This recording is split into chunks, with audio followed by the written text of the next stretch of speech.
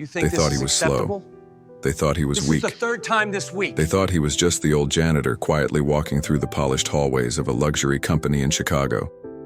To them, Liam Ghost Vance was nothing more than a washed-out custodian, an invisible man, another body in the background, someone easy to ignore and even easier to blame. CEO Henderson loved humiliating him. Executives laughed behind his back. Employees treated him like part of the furniture, useful, but worthless. But what none of them knew was that the slowness Henderson despised wasn't incompetence. It was control. The calm before the storm. Because the man pushing a cleaning cart through the corridors of Henderson Investments every day was the same man who, years earlier, crawled through desert sands with an M40A5 sniper rifle, eliminating targets from nearly 2 kilometers away. A Marine Scout sniper. A ghost. A silent observer. And on that day, the day Henderson fired him in front of the entire staff, a fate no one could have imagined was about to strike that building, an active shooter, chaos, panic, and only one man calm enough, experienced enough, lethal enough queued to stop a massacre. The man Henderson humiliated, the man he threw out, the man he called useless, the man who was about to save every single one of them. And Henderson would never forget how he discovered the truth. If you believe that honor, discipline, and skill are never lost, even when the world tries to erase you, then subscribe now to Warrior Resurgence. Stories like this, real, inspiring, and transformative, remind us why we should never underestimate the person standing next to us. Today, you will meet Liam Vance, a quiet man, an observer, a former Marine Scout sniper the world forgot, until chaos forced him to reveal who he truly was. Prepare yourself, because this story isn't about revenge. It's about justice. Liam Vance arrived at work every day before sunrise. Chicago was still cold and silent when he stepped off the blue line and walked through the financial district. The skyscrapers reflected a gray sky, and the wind coming off Lake Michigan cut like a blade. But Liam walked steadily, unhurried, with the same rhythmic stride he once used on patrol. A bucket, a mop, a cleaning cart. That was all he carried now. No one imagined the invisible weight he carried with him. Henderson Investments was a tower of glass and steel, luxurious, imposing, filled with people who spoke loudly, walked quickly, and stared at their screens as if they were weapons. To them, time was money. To Liam, time was observation. He walked through the hallways slowly, almost with military elegance. Not because he was lazy, but because he felt every corner, every vibration, every detail. It was habit. It was instinct. Scout snipers don't forget their training. In the corporate world, however, that attention seemed strange. Too slow, too quiet, even unsettling. And silence to arrogant people is synonymous with weakness. Employees passed by him as if he were transparent. "Good morning, Mr. Vance," a polite receptionist would occasionally say, but the rest, averted eyes, hurried steps, fake smiles, and the CEO, Henderson, saw him as a delay. Henderson was a man full of himself. Italian suit, Swiss watch, imported cars, an ego bigger than the building. To him, people like Liam were disposable, and he made that clear whenever he could. But Liam held his posture.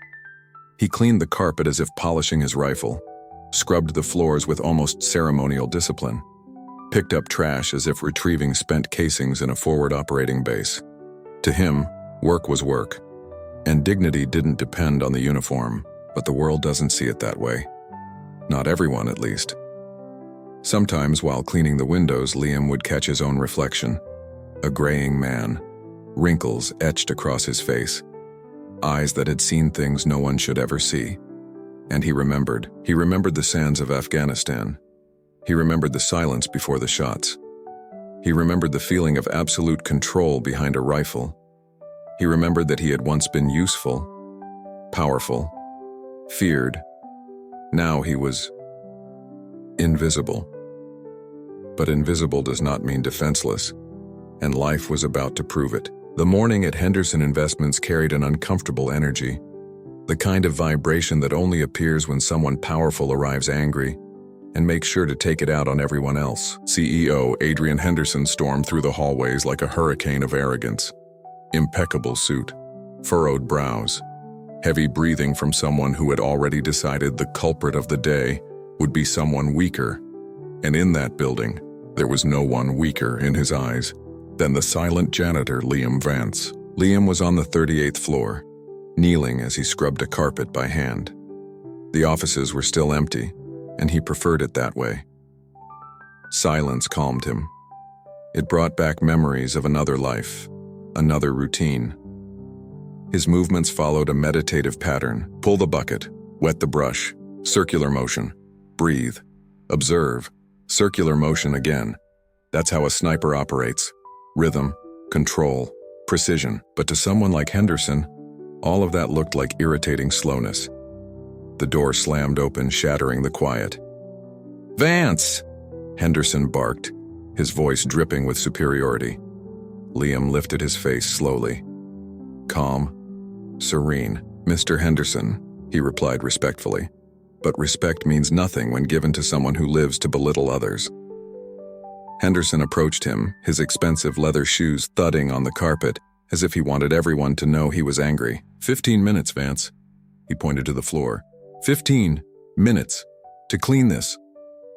Liam didn't rush to respond.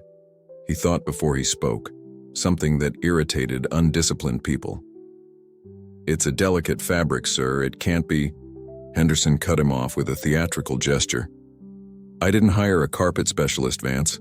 I hired a janitor. And a janitor needs to be fast. Not a damn ghost dragging his feet like he's moving in slow motion." The word echoed. Ghost. Liam heard it with a silent chill. Not because it hurt, but because it was true. He had been ghost for many years.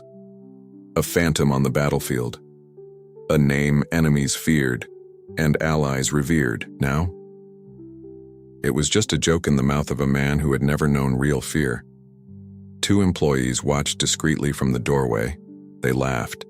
Because it's easy to laugh when you risk nothing. It's easy to laugh when you have no idea what someone else is capable of. It's easy to laugh when you've never seen death up close. Henderson continued. "And on top of that, you're expensive. Look at you. You don't even know how to use a vacuum properly." Liam lowered his gaze, not out of submission, out of control. He needed to remain calm. He had trained for calm. But Henderson mistook calm for weakness. "You know what I think, Vance?" Henderson leaned in. "That the only reason someone like you takes a job like this is because you have no talent for anything better." The sentence fell like a blade. Heavy, cruel, ignorant. If Henderson knew who stood before him, if he knew what those hands had done, what those eyes had seen, he would have swallowed every word before speaking it. But arrogance is blindness, and Henderson was completely blind. He pulled an envelope from his pocket. "Take it." Henderson threw it toward Liam. "You're fired." Silence. Liam didn't move immediately. He looked at the envelope, then at Henderson, then at the floor. He took a deep breath. "May I ask why?" Liam said with flawless calm. Henderson smirked, a venomous smile. "Because I want someone fast, someone efficient, not someone standing there with that statue face thinking about life while I pay his salary." He turned to the employees at the door and added, loud enough for all to hear, "I need smart people here, not this kind of person, this kind of person." The phrase echoed.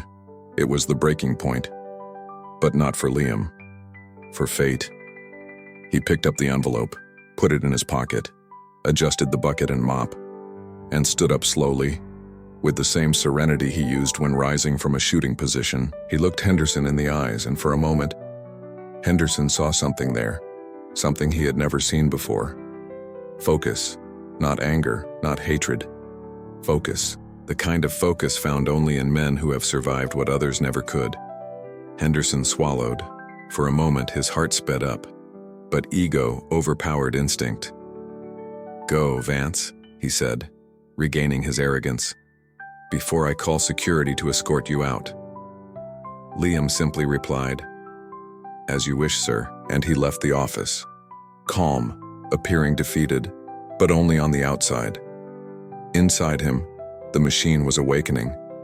In the hallway, 2 employees whispered, "Finally fired the weird old guy. He was slow anyway, looked like a zombie. Bet he has, like, 4 brain cells." They laughed. They cackled. But Liam heard nothing. Or rather, he heard it, but it didn't matter. A Marine learns early to ignore noise and focus on the objective. And in that moment, his objective was to leave the building with his dignity intact. He stepped into the elevator. The doors closed. He breathed deeply.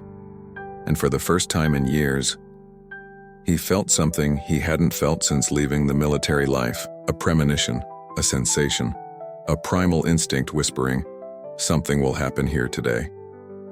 But he couldn't imagine what, nor how everything would change in less than 5 minutes. Because as soon as the elevator began to descend, the entire building shook, and a siren sliced through the air. "Security alert, active shooter on the 15th floor, seek shelter immediately."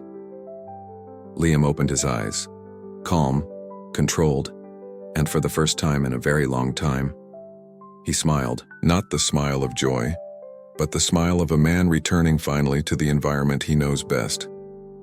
A sniper doesn't run from chaos. He runs into it. The elevator slid down to the 12th floor before jolting violently.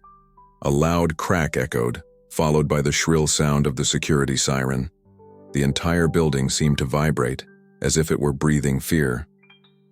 "Security alert. Active shooter on the 15th floor. Seek shelter." The warning repeated, metallic, robotic, but filled with human panic. Emergency lights flickered. The elevator stalled between floors for a few seconds before slowly continuing down to the lobby. But Liam didn't wait for the doors to fully open. He was already moving. The moment they slid just a few centimeters, he forced them apart and stepped into the lobby. People were running in every direction, leaping over furniture, knocking over papers, screaming into their phones to loved ones. Corporate chaos had turned into a battlefield, and chaos was Liam Ghost Vance's natural environment. A young analyst crashed into him, nearly falling. "Sir, run!" he screamed, terrified. "There's a lunatic upstairs. He's shooting everyone. You need to get out." Liam did not run. He did not flinch, did not tremble. He simply observed the young man for an instant, as if recalibrating his mind. The same mind that once tracked targets at 1-200 meters with 30-kilometer-h crosswinds was now analyzing the building layout, the acoustics of the gunshots, the direction of the echoes, the likely evacuation routes. The analyst realized Liam wasn't moving. "Did you not hear me? There's an active shooter." "I heard," Liam replied with unsettling serenity. The answer created a strange silence between them. "Then why aren't you running?" Liam held his gaze and said something the young man would never forget. "Because I stopped running from him years ago." The ghost side had taken over.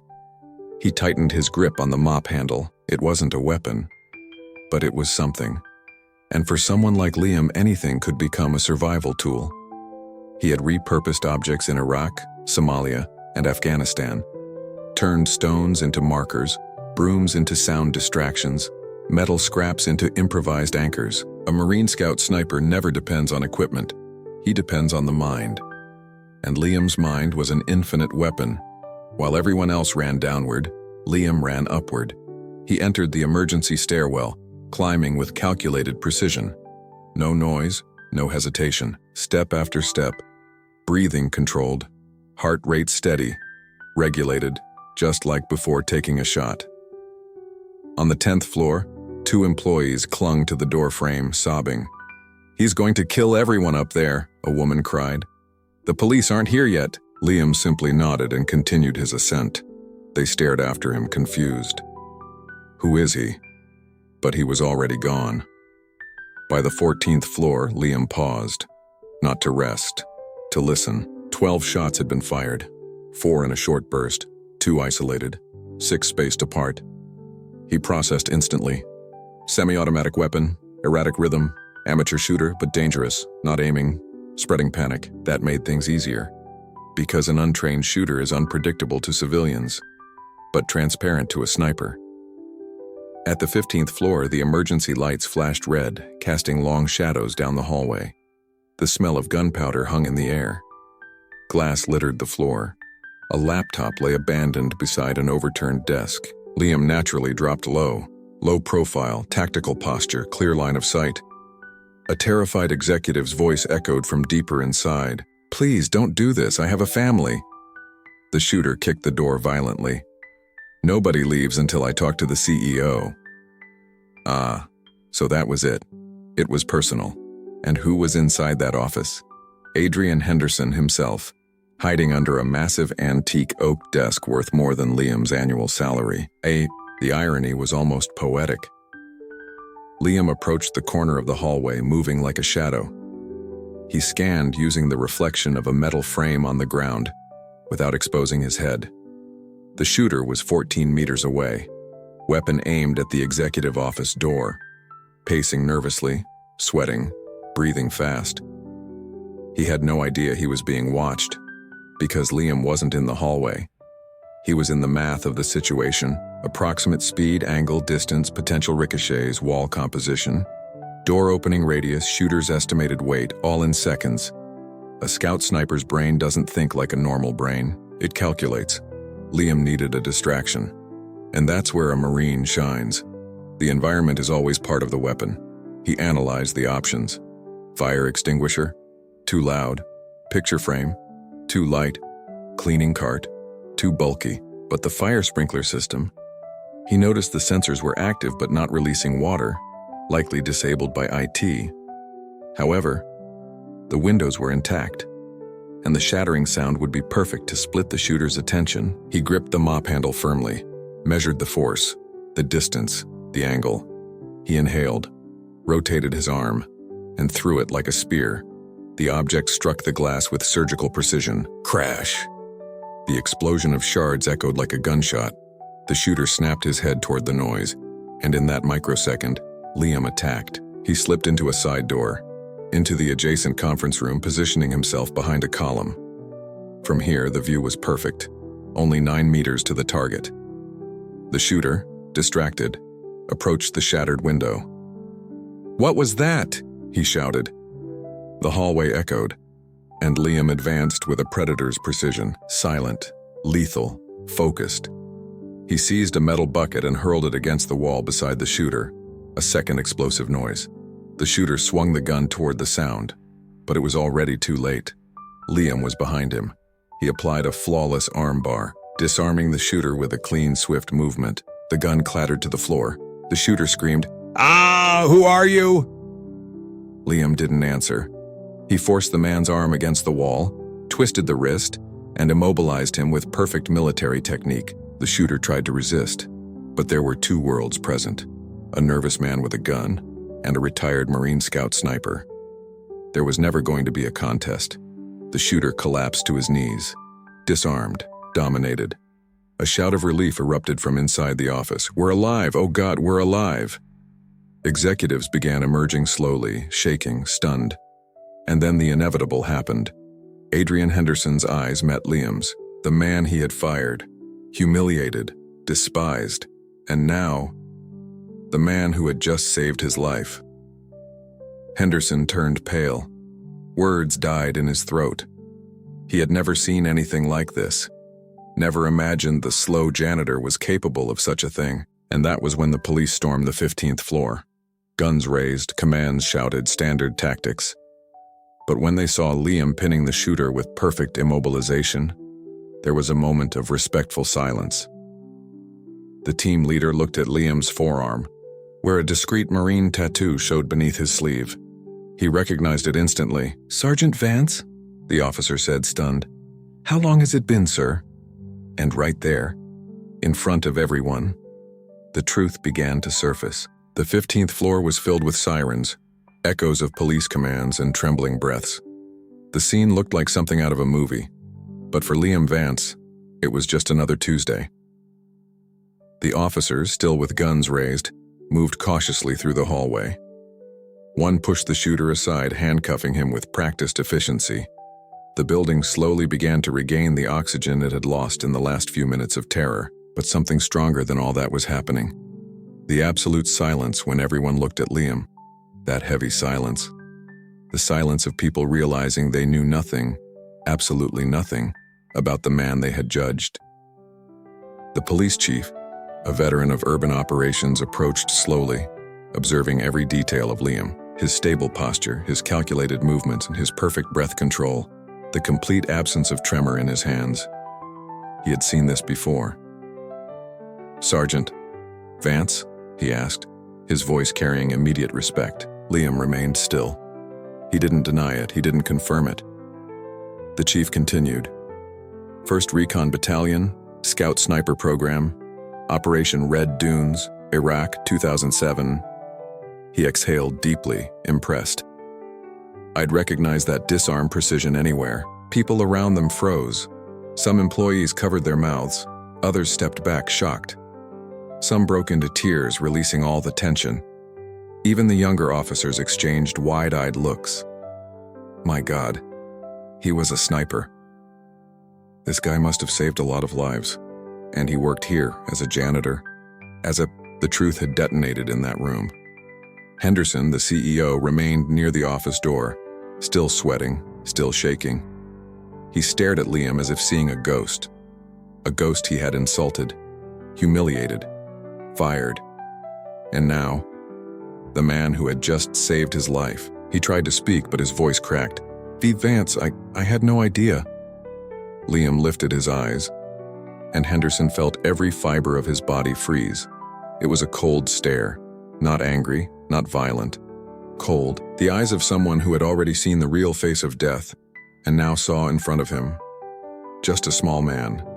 A man who had never been in real danger until that moment, and who only survived because of the man he had called useless. "Mr. Vance, how did you manage to subdue him alone?" a young officer asked, genuinely amazed. Liam answered simply, "Training." "Military training?" the officer insisted. Liam hesitated for a second, the kind of hesitation of someone who chooses words with precision. "Scout Sniper, Marines." The young officer pressed his lips together, impressed. "Sir, sorry to ask, but what are you doing working here?" Cleaning offices. Everyone held their breath. They wanted to hear. They needed to hear. Liam's answer was honest, and it hurt many standing there. Trying to live in peace. Trying to disappear. The executive swallowed hard. Suddenly, everything made sense. The methodical behavior, the precision in movements, the quiet demeanor, the calculated slowness. He had never been slow. He was controlling an inner world filled with battles no one else could see. Henderson finally approached, his expensive shoes slipping slightly on the wet floor. His voice shook more than the flickering emergency lights. "Vance, this was all a misunderstanding." He swallowed, trying to compose himself. "I was wrong. Very wrong. And I want to offer you your job back. With a raise, a big raise. You can have double, triple, whatever you want," the crowd murmured. Some people looked at the CEO with disgust. Others shook their heads, repulsed by his sudden hypocrisy. Liam stared at Henderson for a long moment. Then he responded with 4 words that pierced the CEO's ego like a silent bullet. "I don't want a job." Henderson went pale. How? "You saved my building. You saved my life. I need someone like you here." Liam stepped closer, firm, unhurried. "You don't need me." He paused. "You need to learn to respect people before you know who they are." The impact of those words hit Henderson like a strike to the gut. The employees around them were emotionally stunned. Some began applauding, quietly at first, then louder, until it became a full applause. Henderson burned with shame. The police chief gently patted Liam on the shoulder. "Sergeant, if you ever want to come back, or even train recruits, our doors will always be open." Liam smiled, for the first time. "Thank you, Chief. But I think I've already fulfilled my share of battles." The older officer nodded, respecting the decision of a warrior who had seen far more than most officers ever would. As paramedics tended to shaken executives and the shooter was escorted away in handcuffs, Liam walked toward the exit with his bucket and mop. The same analyst who had begged him to run earlier approached. "Sir, I'm sorry for underestimating you. It's an honor to have been in the same building as someone like you."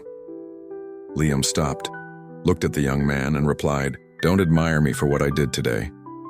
He turned slightly thoughtful. "Admire me for what I tried not to do on all the other days." A chill ran through the analyst. It was the truth. The truth about veterans. The truth about men who carry wars inside them. In the elevator, now alone, Liam gripped the mop handle tightly. That's when he noticed. His hands trembled slightly. Not from fear, from release. He had spent years suppressing who he really was, compressing his full capacity, erasing everything that defined him, all to be acceptable in a corporate world that never valued him. But today, for a few minutes, he was Ghost again, and Ghost did not fail, never failed. But also, Ghost was never meant to live among glass towers. When the elevator doors opened on the ground floor, several employees who had fled earlier recognized him, and silently, they made way for him to pass, not out of fear, out of respect, out of honor, out of shame for judging him wrongly. Liam walked out of the building with calm steps, the weight of the world finally sliding off his shoulders.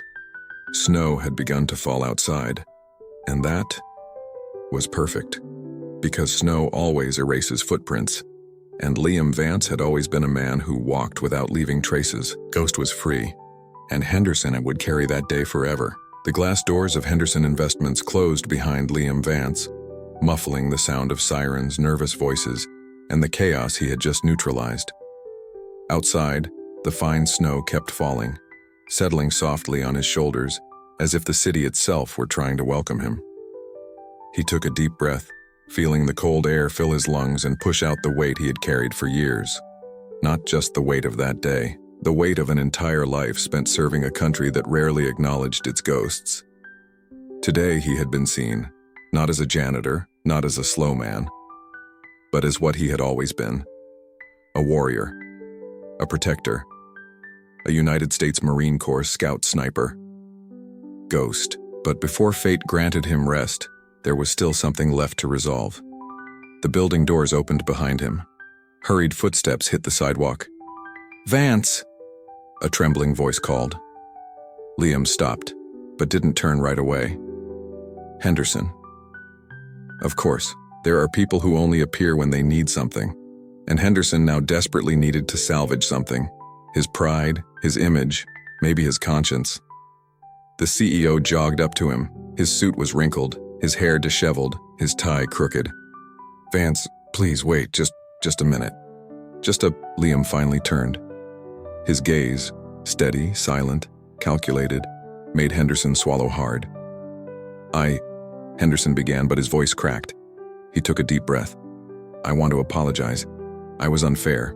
I was cruel. I didn't know who you were." Liam held his gaze, calm, neutral. "You never asked," he said. The sentence hit like a weight dropped from above. Henderson blinked several times, as if he needed to reorganize his entire mind. "You're right," he admitted. "I treated you as if you were disposable. But you're a hero, Vance." Liam shook his head. "Don't call me that." Henderson furrowed his brow, confused. "But you saved all of us. You saved my building, my employees, and you saved me." Liam drew a slow breath. His words came out firm, but carrying years of silent pain. "A hero is someone who comes home whole." He looked at the falling snow, thoughtful. "I left pieces of myself in places you'll never know, Henderson. I did what had to be done today. That's all." Henderson felt something like true shame for the first time. A shame not born from fear, but from awareness. "I want to give you your job back," he blurted, "with triple salary." He raised his hands, desperate. "I don't want to lose someone like you. The company needs men like you." Liam smiled for the first time that day. A small smile, almost invisible, but real. "Henderson." He stepped closer. "You don't need a sniper to clean your building. You need to learn to clean your own leadership." Henderson froze. No one had ever confronted him like that, and certainly not someone he had dismissed as insignificant. Liam continued, "I don't want the job. I don't need it," and with absolute calm he turned and began walking down the snowy sidewalk. The CEO remained there, shrunken, watching the man he humiliated simply walk away, asking for nothing, demanding nothing, needing no applause. That, Henderson realized, was true greatness. As Liam walked down the street, something unexpected happened. The revolving doors opened again. Employees began stepping outside, one after another, even as security tried to control the flow, but they weren't coming out to flee. They were coming out for him. A receptionist wiped tears from her eyes. An analyst held his chest, overwhelmed with gratitude. A manager clasped his hands together, not knowing how to thank him. Then came the young intern, the same one who had begged Liam to run when chaos started. He caught up to him. "Mr. Vance," the boy said out of breath. I just wanted to say thank you, not only for saving our lives, but for showing us that." He hesitated, struggling for words. "That we were wrong about you." Liam placed a hand on the young man's shoulder. "It's not wrong to be afraid," he said. "It's wrong not to learn from it." The intern nodded, swallowing emotion. And then, something unbelievable happened. The entire building began applauding. Employees from multiple floors who had watched through the windows were now clapping. Some clapped loudly, some softly. Some were too emotional to clap properly. But it was unanimous. It was recognition.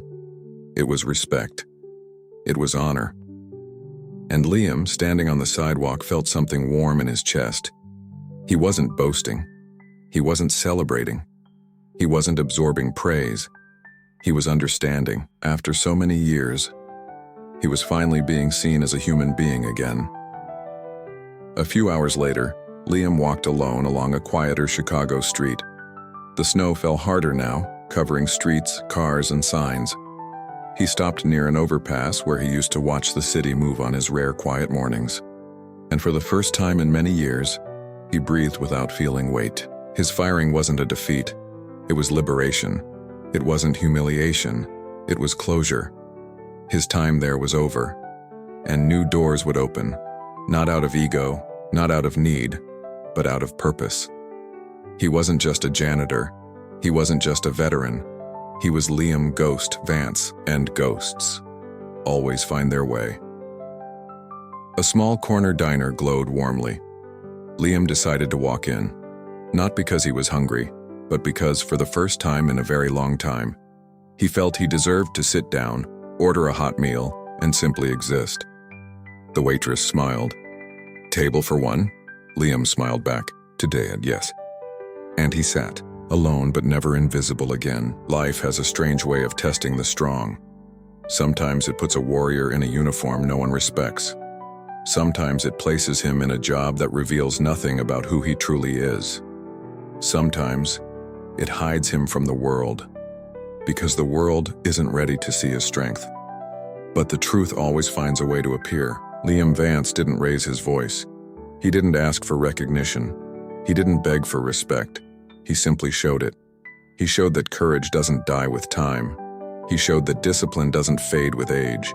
He showed that true greatness never needs to defend itself. It simply reveals itself when chaos arrives. And today you witnessed it. If this story touched your heart, remember, never judge someone by appearances. Never underestimate the silence of a man. And never ignore the strength of someone fighting battles you cannot see. Now let me ask you, what moment in your life made you realize you were stronger than you thought? Tell us in the comments. And if you believe stories like this deserve to be told, then subscribe now to Warrior Resurgence. Leave a like and share this video, because forgotten warriors deserve to be remembered. Until the next story.